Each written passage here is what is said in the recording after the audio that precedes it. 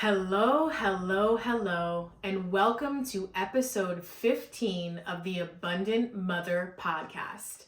As always, I am your host, Oliveri, abundance coach and transformation expert. And I am so passionate about bringing you wisdom, inspiration, and real and raw stories and experiences about motherhood, business, and beyond. Today, you are in for an extra special treat because it is all about how to use your voice. How to use your voice, but not just in a communication, speaking standpoint, how to use your voice to roar, how to use your voice to be heard, how to use your voice to shine. I am on the understanding, I am in the teachings that we are all here meant to shine. And if you are familiar with your body's chakra systems, and if you're not, I'll give you a little bit of a crash course right now. Your solar plexus chakra. Your solar plexus chakra is in between your lower abdomen and your belly button. And it is said to shine like 10,000 suns. It shines out this bright yellow color, and it's said to be the first energy that you project out when you walk into a room. And innately, that is inside every single one of us. And that is your confidence, your power center, your core. And in my teachings and in my belief, this is where your upper chakras and your lower chakras meet and integrate and shine outwards. So your lower chakras, it begins at the base of your spine, and it is the root chakra. It is a color red. And your root chakra is your groundedness. If you can imagine it literally as your root into this earthly life. And think about your root as tree trunks, the roots of a tree. There you can see some of the roots on the top of the ground, but really all that's happening under the world you don't see. And there's a vast, vast rooting system. It is said that all trees are connected through this root system in the world. So think about yourself with these type of energetic roots that are going down and planting themselves into the earth and down into the earth's core. And how I teach about the root chakra is that you are always supported. Your root chakra is always rooted down into the ground. And think about this as far as gravity goes, wherever you're listening to this podcast, whether you be in the car, at a desk, in bed, just bring your mind's eye and your attention to that base of your spine and know that you are being supported by whatever you're sitting on right now, that is being supported by the floor of the building, the home, and that the home and the infrastructure of the home or the office building is being supported by the earthly ground. And in fact, gravity is literally supporting your entire body by you being up right now. So even in those moments where you think, I'm not supported, I don't feel rooted, I don't feel grounded, just bring your mind's eye and your attention to the fact that gravity is holding you up, and the earth's core and the earth center is holding you up as well. And that is the teachings on this root chakra, this red, beautiful root chakra. And it calls to security. Am I safe right now? Am I safe to be who I want to be? Traveling up a bit into your lower part of your abdomen, you have your sacral chakra. And this is the literal birthplace. This is where women grow babies. This is where life is created, right in that space. And that shines this beautiful orange color. And in your sacral chakra, it is all about your pleasure of life, your fun, your joy, your creation. So whether it is that you've created and are creating babies, or whether it is that you've created a business, whether it is that you've created a new career venture for yourself or you desire to, the place that this comes out of energetically is that sacral chakra. Am I experiencing joy right now in that beautiful orange color? And then moving up, as we've spoken about, is the solar plexus chakra. that space in your mid-abdomen around your belly button, a little bit above. And that is the space that shines like a jewel. That is the sunlight that goes out into the earth and is met. You are meeting other people with that energy and that essence of yourself when you're interacting in your day-to-day life.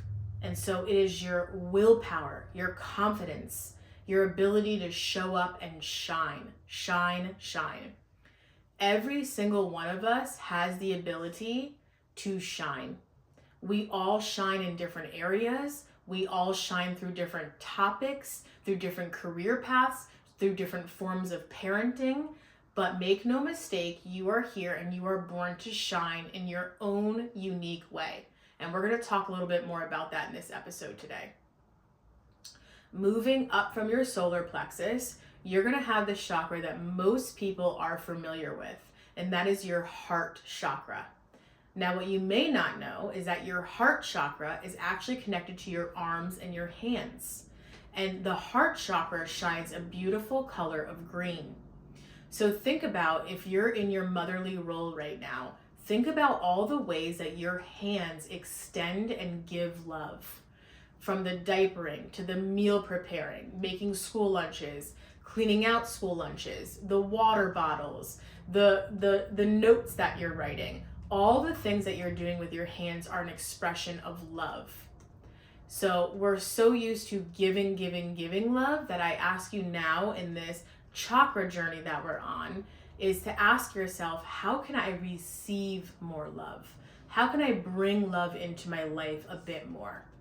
That could be you communicating your needs to somebody else about the ways in which you experience love, or that could be the ways in which you can gift yourself that presence of love and what that might mean for you. I'll leave that open-ended for now. As you travel up, you're going to find yourself around your throat, and your throat chakra is exactly where it sounds it is, right in your throat, and it has a brilliant color of blue. And this is the ability for you to speak your truth, for you to alchemize everything that's happening in your lower chakras, all the things that you want to birth and create in your business and your motherhood and your life, and you to actually bring it up and be able, once you're in love through that heart chakra, be able to communicate it out, be able to share it with others. Obviously, using your throat is something that is so important during a podcast, as what I'm doing now. And I'm anchored and grounded in what it is that my mission is and my intention in this podcast, to awaken love and light and inspiration between mothers who are birthing something new into the world, mothers that want to be present in their motherhood, but also present in their passions and in their work and how to do that. For people that have the mother energy, this could be masculine or feminine people that are walking on this earthly life. You could be a man that's tapping into this episode, and that's all well and great.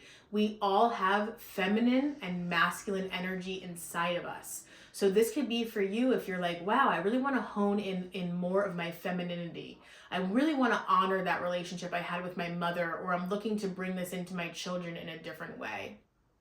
So you're doing this and you're listening to this because my throat chakra is activated right now. And that is my ability to communicate these messages and these teachings to you. And so thinking about, how are you going to use your voice to communicate your purpose in this life? Do you need to start off by communicating even to yourself? What is it that you need? To your partner, what is it that you need? To your coworkers? So where can you start to exercise these vocals a little bit more? And then moving up, you're going to bring your awareness in between your eyes to the place of your third eye, in between your eyebrows. And this is the color of indigo. And this space is your intuitive knowing. And it works directly with your sacral chakra, because you've heard about, and your solar plexus, you've heard about this, the gut sense. You have this gut sense that something is happening. Well, that's also tuned into your third eye, because it's your seer. It's your knower. It's when these two things work in tandem, your intuition is full on. Your motherly wisdom is full on. You know that your child is not feeling well. You know what it is that you need to do to help them get better. they may not have said something to you out loud, but you know they had a tough day. And do you know that? You know that because your third eye and your gut sense are working and shining and bright. And finally, for the purposes of this talk, we're going to end on our crown chakra. And your crown chakra, if you can imagine it literally being a crown at the top of your head and shining a purpley color, this is your connection to the unknown world, the unseen world. This is your connection to God or goddess, love, Gaia, whatever word feels resonant to you. That is your direct connection to your spiritual team. We all have a spiritual team and angels and guides that are here to help us. When this is turned on and tuned on, you will receive downloads. You will receive a knowing of what next steps to take. You will receive your guidance in however it shows up for you. So this is a study on just all of your chakras and making sure that you're aware of what each one of them means, and also how you could possibly tune in when something is not feeling 100% right. So if you are experiencing anything that's like laryngitis, or that you can't speak your truth, it will show up in this ability for you to have a sickness in your throat, because it's showing you that chakra is actually clogged. It needs attention, it needs light, it needs to receive love. And how may you be manifesting in your life certain illnesses in parts of your body because energetically that chakra is not spinning the way that it's supposed to, or the way that it could. Same thing is said for like if you experience a lot of stomach pain, if you experience a lot of stomach aches, there's some sort of fear or blockage, literally, that you're creating in that chakra system that's causing your stomach to be in pain.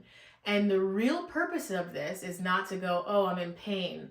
The real purpose of it is for you to explore this through the lens of wonder and curiosity about, why might my stomach feel off?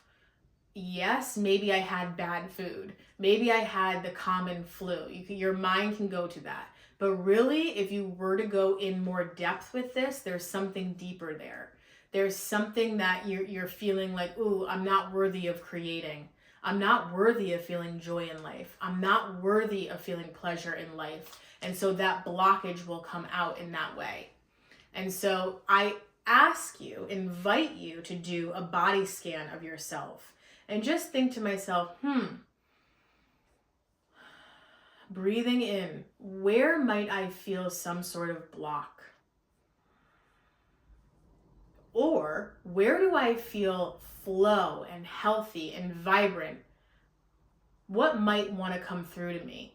Maybe it's like, I always dreamed of doing a podcast. And so that throat chakra is starting to turn on in all these different sort of ways. And you feel like this rush of energy in that space.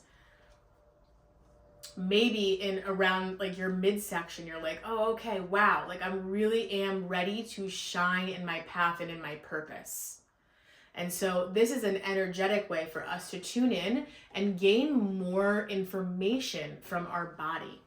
Because our body is more than just the ailments that we're experiencing. It's telling us these things for a reason. Things are progressing, things are stuck for a reason. And for us to not hold any guilt or shame about this, but really go in like an explorer with a microscope and go, I wonder why I continuously get sinus infections. I wonder what might be clogged up here. I wonder why this area of my body is hurting, that hurts me on a regular basis. What could it be showing me? What could it be telling me in this moment? So the first part of this is all about your chakras and just getting familiar with them. The second part of this talk is going to be about that roar, about coming into your own. And I'm going to lead you on a journey about some readings I've done, some intuitive guidance I've followed, some books that I've studied. And it's all about the Hindu culture, the Hindu religion, but the Hindu culture for this purposes of this talk, because we can look at the different teachings of religion as drops of wisdom, We don't have to adopt anything that you feel like, oh, that's not for me, or fully jump into the pool of going, oh God, this is my religion or this is not my religion. Can you find wisdom and teachings in all of the religions? Can you find the seed of truth in all of the religions? And can you find what the purposes of the teachings are for your life now and what you're experiencing? So I'm going to give you an example. These two goddesses have come to me with teachings and showing me areas of life that need to have more light shown on it. The first goddess is named Durga. And Durga is depicted as literally being riding on a lion, mouth wide open. And Durga is here to basically show us the power of our voice and the power of our boundaries. That in order to have this shine, in order to have this solar plexus, in order to emerge into the world of what it is that we are desiring, best believe that Durga is here to show you need to have your roar. You need to have your roar. Whether first and foremost it be with your body, no, do not touch me. I am not open to that. No, thank you. Not happening. How is it that you're bringing that into the teachings of your children now? I know that in today's day and age, things have changed a lot, where before it was rude if you were a child to not hug the relative or, show them affection in some sort of way. But our parenthood is evolving and expanding. And now 9 times out of 10, what we're teaching our children is you do not need to hug that relative. You do not need to hug that stranger or show them any affection if your body is telling you no. And what a beautiful teaching to bring into our children, because then they'll know as they're adults and they're getting older in the world, they'll know, wow, this is a touch that I really would like. This is a touch that I do not like. And they'll be that much stronger in their own convictions of saying, no, this is not right for me, versus I've been taught my whole life that what I really think is right for me doesn't matter. And so it's yes, yes, yes, yes, yes. So this is about your bodily empowerment. How to say this feels good for me, how to say no, this is not for me. And Durga comes in strong, strong, strong in that energy. And so if this is something that you're lacking, now it could be in body, but it could also be in energetics, and it can also be in mind. So maybe it's somebody that takes advantage of your time. Maybe you have this desire to create a new in your life, but this is an old friendship, and just as you're about to sit down and work on that project, on that passion of yours, your friend calls and talks to you for 2 hours about the woes of her life, and you hang up the call and you're like, whoa, I am depleted and I cannot step into my creation mode because I just gave everything away to that conversation. This is an opportunity for you to use Durga, this energy that's inside of you, to say, absolutely not. Absolutely not. I will not be taking that phone call during my creation time. I will no longer allow my energy to be zapped and depleted by lower vibration. I will no longer be taken off of my journey and my path to make other people feel better about their circumstances. And I have to tell you that you constantly putting your needs last to show up for somebody else and what they're going through is actually doing a disservice to yourself, obviously, but is doing a disservice to that other person. Because if you're constantly there going, it's okay, it's okay, it's okay, and quite frankly, if it's coming through the lens of resentment, like, oh, I really want to be doing something else, but like, let me just kind of placate to this now, that energy is not in alignment. So they're not receiving full love. They're actually receiving resentment through that conversation. But also you're disempowering them. You're disempowering them by placating to the challenges and the woes and all of the things.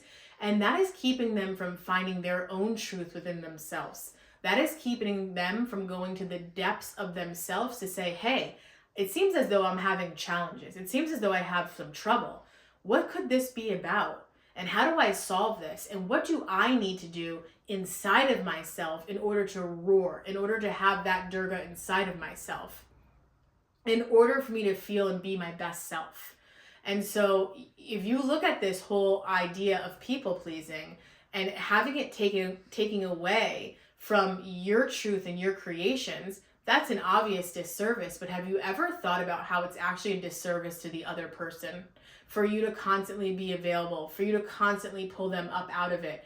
They need to be able to pull themselves up out of it. There's an old saying that's like, you give a man a fish, they'll eat for dinner. But if you teach a man to fish, they'll eat for the rest of their life. And sometimes you have to say no. And sometimes you have to take a step back so that person can truly see what it is that they've created for themselves. And at that point, how to get out of it, you know? So think of that.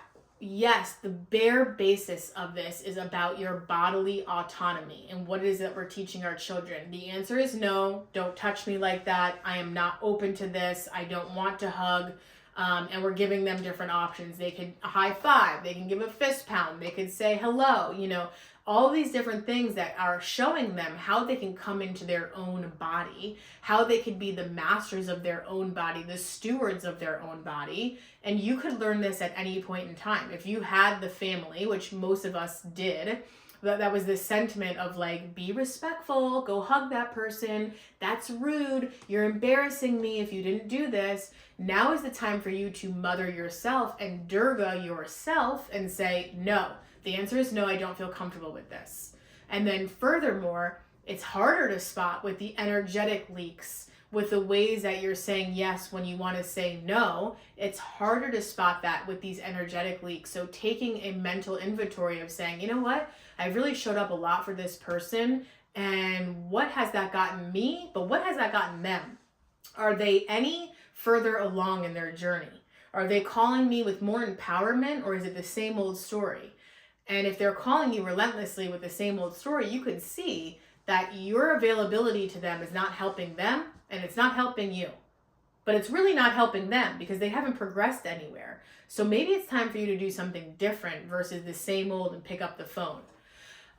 So this is where this goddess of Durga and the practice of this is that she lives inside of all of us. And she is this fierce, on a tiger, like teeth showing, like, you know, roaring forward to say, no, this is a hard no for me. This is no longer going to fly. This is not happening anymore.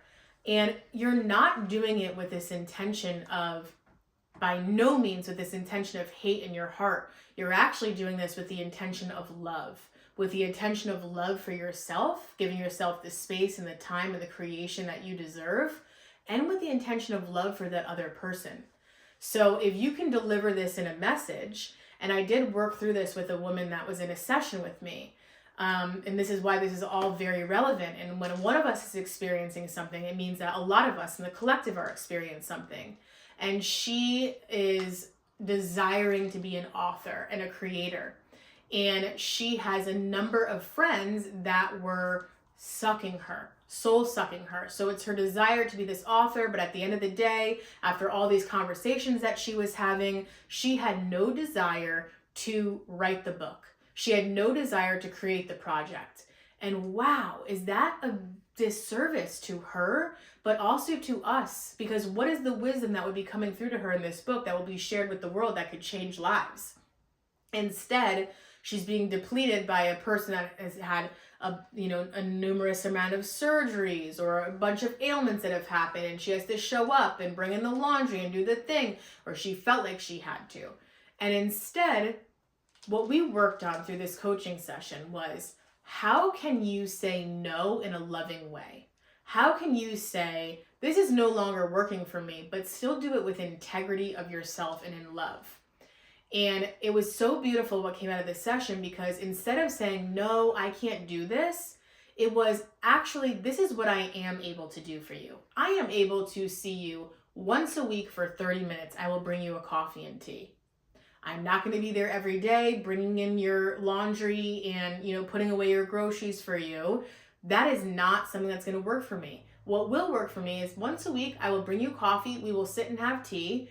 And then from that space, I feel like, wow, I value that friendship. I value myself for not giving all of myself away. And I value this creation that wants to come through me, through the sacral chakra of birth, and actually put into words and motions this desire I have to publish a book.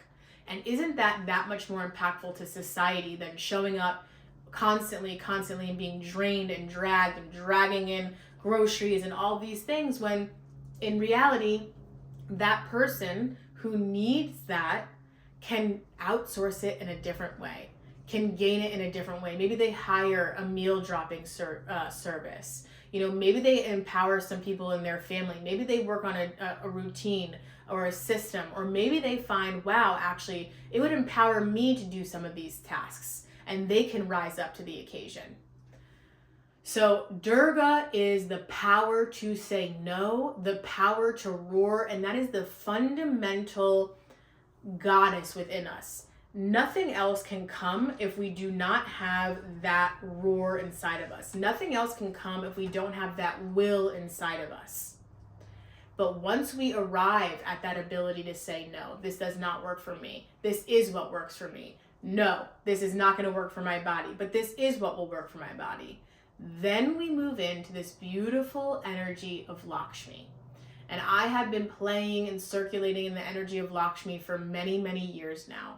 But essentially, once you get down this Durga essence of boundaries and a masculine structure, if you will, of like, this works for me in this container, but not over here, then you can move into like the feminine flow that Lakshmi is. And Lakshmi is all about pleasure. She's often seen in gold or orangey colors, which again is that sacral chakra.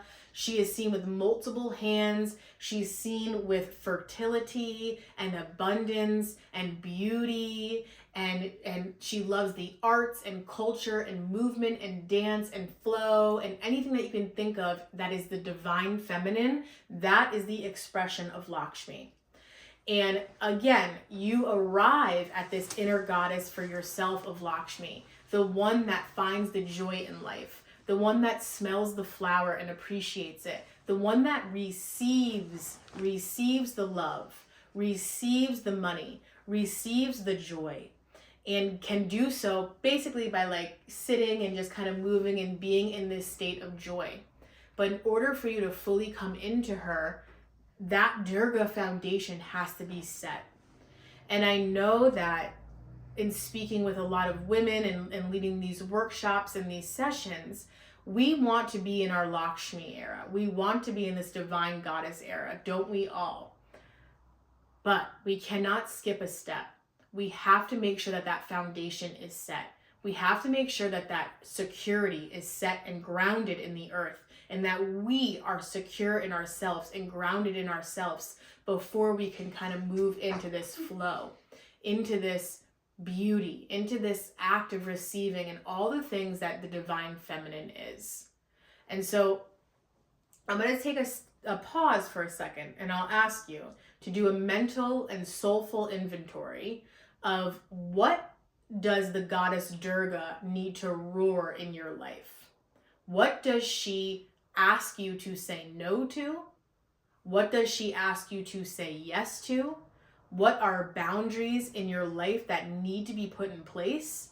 And what are structures in your life that need to be put in place? So there's many ways in that I've structured my life in the last couple of months in a little bit of a different way than I had before. And one area that I hadn't is with meal times in my house. And so I found myself that, when my kids were eating a meal, I could not eat dinner with them because I was like busy prepping their meals, or they wanted more of this, or they wanted extra butter. And I was like up and down and all around. And I was like, you know what? This is not working for me. And so I brought in this Durga essence from these conversations I had with these other mothers and mentors. And I was like, kind of help me see what I may be missing, right? Because we all have blind spots that we're missing. And that's where we go to mentors to help us see what it is that we might not be seeing in that moment. And the need for a system and a rhythm and a structure in my nighttime, dinner time routine was necessary. Monday night is pasta night. Tuesday night is taco night. Wednesday night is soup night, and all thereafter. So you coming in with a structure, you're coming in with a plan to say, okay, this is what it is that's going to be served. And as I could sit here, I can give them an abundance of fruit. I can give them an abundance of cheese because it's all laid out in front of me. The structure is all there. So it doesn't necessarily have to be like this big, huge life awareness that you say, no, like I am not doing this anymore. This isn't working anymore. Let me ride on this line and put this in place in this like grandiose way. What is something that might be small or seemingly small that has a large impact on your life? And how could you bring in that essence of structure and sturdiness and groundedness into it? So I ask you that now. What is Durga wanting to say to you, and what is she wanting to put in place for your life for the better of all? And then as we move into Lakshmi, what is it that you would like to be in your divine feminine in? What is it that you are looking to flow to you in a more easy fashion? What are you looking to play around with more? What are you looking to find more pleasure in? I ask you to ask your internal Lakshmi, what is that for you? What is that for you? And how can you play with this? It's a totally different energy than that of Durga. It's a flow, it's a dance, it's a conversation. Wow, maybe I think I like this and this brings me fun and joy. Or maybe I'll try this on and this brings me fun and joy. And maybe I'll move this way when I'm doing this dance, or maybe I'll move that way. So it's a different sort of energy. It's a different flow. So leaning into that. And then finally, you have Saraswati. And Saraswati is the all-knowing, the pure consciousness. There is no more that needs to be said besides that. It is pure consciousness. And what is your pure consciousness? Your pure consciousness is being here now. Your pure consciousness is being here now. The past is history. The future hasn't happened yet. And so, to me, Saraswati asks you to come fully into this moment, down to the smallest detail, and how that's actually a meditation. You brushing your teeth. What do the bristles feel like on each part of your tooth? What does the suds feel like when you're sudsing up? What does it feel like for you to rinse off your toothbrush and put it away? The all-knowing is the divine consciousness. And it's all of these words to say, be present. Be present with yourself. And we are in a time and place and space in existence where everything is asking you not to be present with yourself. Where you get alerts and dings and chimes, and we know who's at the front door, we know who's at the back door, we know who's trying to text us, we know that there's a Telegram app that's going off, we know that this Facebook wants you to open it again because all those red alerts are coming up. Everything wants your attention. And so if you can look at this and go, wow, I am present in the now. I am present in the now. Even if it's for a few moments each day, doing something that's seemingly not a meditation, walking up and down the stairs. Where is your foot being placed on the staircase? Walking down the stairs. Are you running down the stairs, or are you walking mindfully? The moment you get into the car and you close the car door, are you being mindful about that action? Are you taking a deep inhale and go, wow, I'm so appreciative of this vehicle that's taking me from point A to point B. Wow, I love the way that the steering wheel feels around my hands. It's calling in these seemingly mundane things into a spiritual practice, into a practice of consciousness. And that is what Saraswati is here to teach us. The all-knowing, the pure consciousness, the fact that you are not your mind. You are hearing your mind think. That makes you separate from your mind. You are a soul in a body having a human experience. Just as your body gets into a car and travels around the world in your car, your soul is literally traveling around and experiencing life through the vehicle of your body. And can you tap into the fact that there's that soul within you that's all-knowing, that knows why you signed up for exactly the relationships that have appeared in your life, that knows why your children are born to you and nobody else, that knows why your career journey has looked a certain way, that knows why you've had challenges and pitfalls that the person next to you haven't had. That is because your soul agreed to it. That is because your soul felt like this is going to be the best for you to expand yourself, your truth, and your all-knowing. And can you fall into the fact that that is truly the truth? That is what Saraswati is here to teach us. And that is the breakdown today of these 3 divine goddesses and how they all live inside of you at any given moment of time. And that each one you're going to pull out at a specific time of need. When you're talking about, parental boundaries and something that's been done to your child and that you don't stand for, that mama bear comes out, that's your cub. You're going to call on that essence and that power and that drive of Durga. When you're going on a date night with your partner, when you're putting on makeup and dressing yourself in a certain way and you're adoring yourself, you're going to call in that aspect of Lakshmi. And when you're in this state of, wow, this is amazing that I'm in this body. This is amazing that I have this car and this house and I'm afforded all of this wealth. And I don't mean that materially. I mean that in the richness of life. And you bring in your state of all-knowing and your state of consciousness, then you are in this space of Saraswati. At each given time, all 3 of these can integrate. At each different season of your life, one can be more prominent than the next. But the truth of the matter is that they all live inside of you. And you can draw out their power and their essence and their energy at any time. And in fact, it is asked of you to do that. So if, again, you're looking at this, just simply feel into this as a message. Simply feel into this that they are ascended masters, that they are teachers in the unseen world for you to filter your energy, to step up to your life, and to shine in a specific way. I'll leave you with this story. When I was in high school, I certainly had depression and anxiety. I was insecure and was really dealing with a lot at the time. And I remember I signed up for a fashion design class. But ironically, a lot of the children, or the teenagers rather, that were in the class were really upset because the teacher was not teaching us anything about fashion design. Instead, it became almost more like an abstract art class. And I loved that because I had no call to be, doing any sort of fashion designing or pretending like I was, for that matter. And she had us work on these art pieces for weeks at a time. And even though I was in this state of depression and uncertainty about myself and unknown and inferior ego and living in fear and all of these things, I will never forget that I created a beautiful picture with a blue sky and a sun. And in between the rays of the sun, it said shine.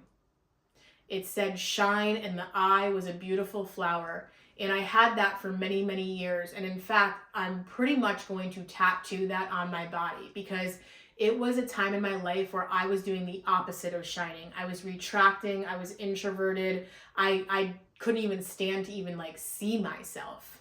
But somewhere inside of me, that Saraswati, that all-knowing, knew that this was the divine destiny to shine. That this was the divine destiny to teach other people how to shine. So if you're in this point of your life where you're thinking it's impossible for me to shine, or I feel fear all the time, I want you to know that you are not alone and you can get out of it. You do not need to live in that cycle. You don't need to live in that fear, and you have every ability to shine. At one point in time, I was petrified of public speaking. I would shake and sweat. I was pulled out of classes because I had to raise my hand a certain amount of times, and if I didn't do that, I wasn't able to participate in the exercise of the experience. This happened to me for years. And now I literally speak for a living. I've gotten on stages before. I'm in front of you at a podcast. I lead workshops and retreats. It's literally what I do for a living. So do not think that just because you're experiencing some hardship now or some uncertainty, that cannot change on a dime. And always lean into the fact that no matter where you are in your life, you have the ability and the call to shine. You're leaning into that solar plexus version of yourself. You are leaning into shining like 10,000 suns because you have a unique purpose in life, and we all want you to shine. And the world is a better place when you do that. If you need help with that security aspect of yourself, that root chakra, that groundedness, if you need help speaking your truth and saying no and laying down the structure and the boundaries, I am here for you. Join me first and foremost in the Manifest and Lead 60-minute virtual session. I guarantee you will have breakthroughs in that session alone about how to use your voice, how to come into your Durga, and that way, that Lakshmi, the thing that you desire in your life, is that much closer for you to tap into, to lean into, and to receive. So Manifest and Lead is going to be the first place for you to step into my world where you will get personalized information and personalized coaching and guidance from me that we can unblock and unstuck what's happening in your energetic body, and you could step in and shine like you were meant to. I love you. It's been a journey as always with you. Take this, pause this, write this out on a sheet of paper, get so familiar with where these goddesses are in your life and how you can elicit their power to show up in different instances and circumstances in your life. It is possible. You are beautiful, you are shining, now go shine like the 10,000 suns that you are.